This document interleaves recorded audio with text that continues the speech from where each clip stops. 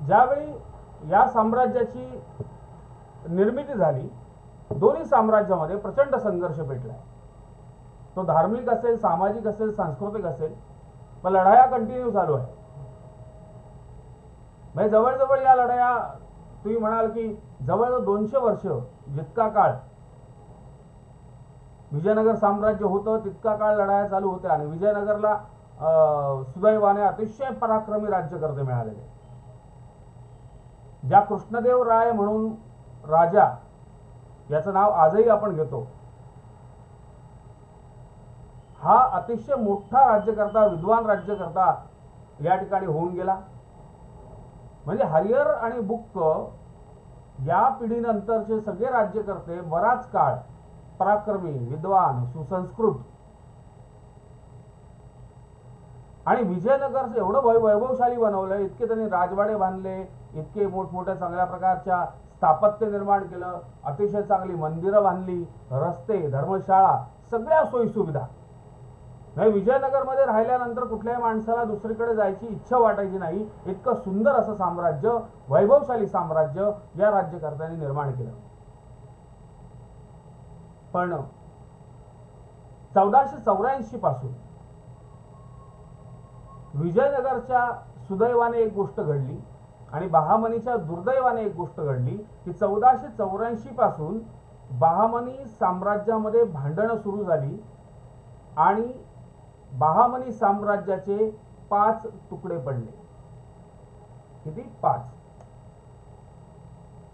अरे 5 तुकडे कोणते पडले? एक होता आदिलशाही, का आदिलशाह नावाच्या सरदाराने ती निर्माण केली होती. दुसरी निजामशाही, तिसरी कुतुबशाही, चौथी इमादशाही आणि 5वी बरीदशाही.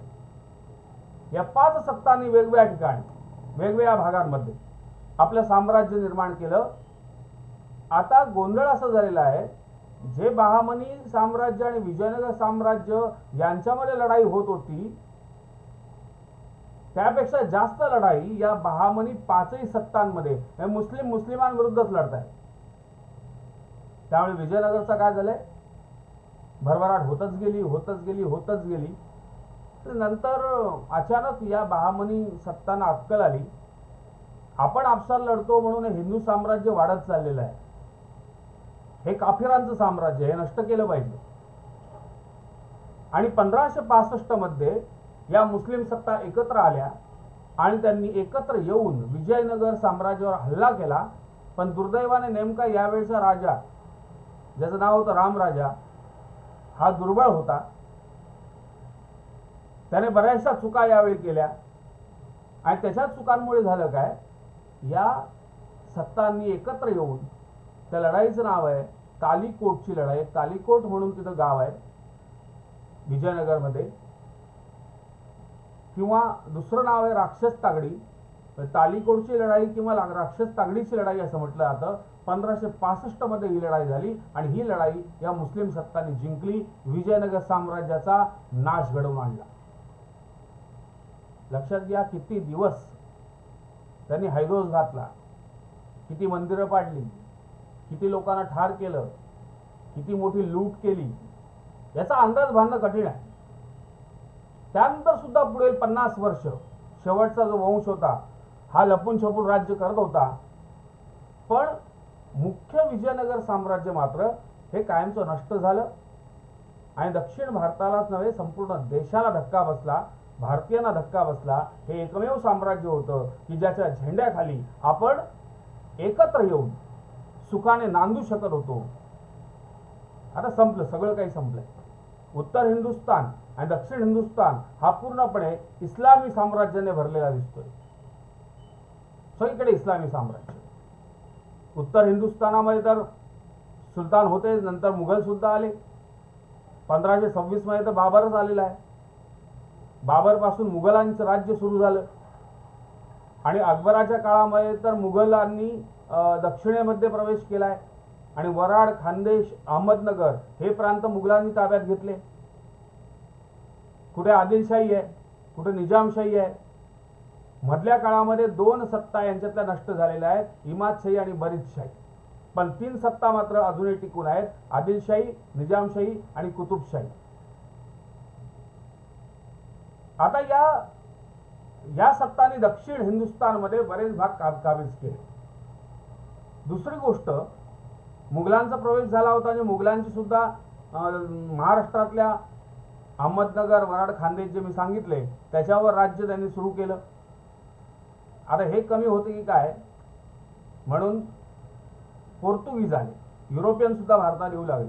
वास्को द गामाच्या रूपाने पोर्तुगीज आले आणि नंतर जे जे पोर्तुगीज आलेले आहेत यांनी अरबी समुद्राची पश्चिम किनारपट्टी काबीज केली, ज्यात वसई, दीव, दमण, साष्टी, मुंबई, गोवा म्हणजे सगळा पट्टा कोणी काबीज केलाय? पोर्तुगीजांनी.